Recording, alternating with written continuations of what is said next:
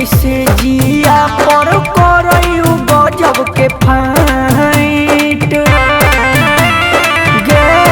सखी पातरे बोलमुआ हमर कमे उनकर हाइट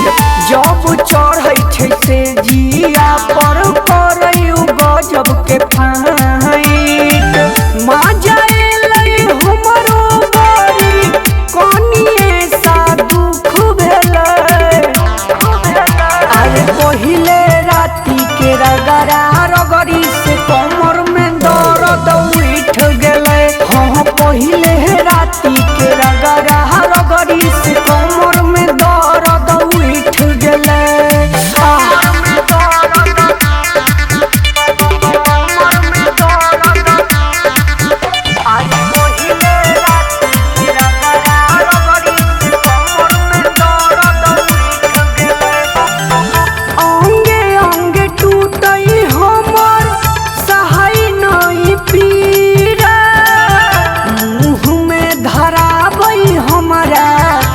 ताजा ताजा खीरा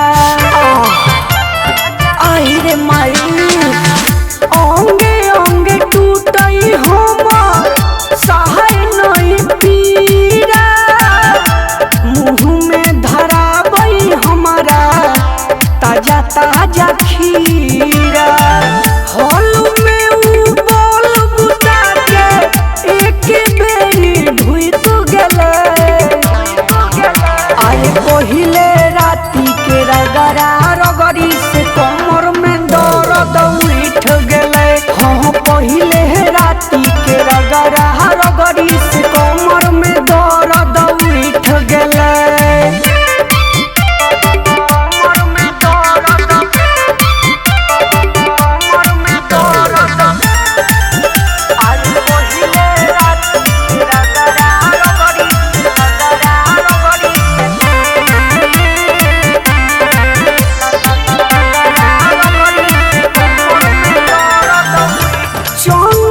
सजनवा हमर करे बड़ी प्यार गे दिलो में बसल छै उ दिलदार गे चंदन सजनवा हमर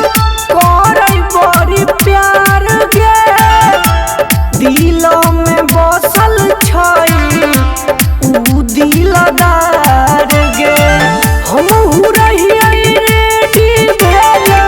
अबते सीधे हुइक गेलै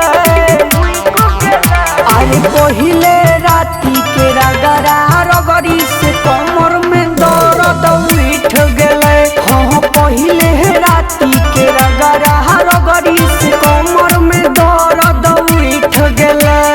पातरे बोलमुआ हमर कमे उनकर हाइट जब चढ़ै छै से जी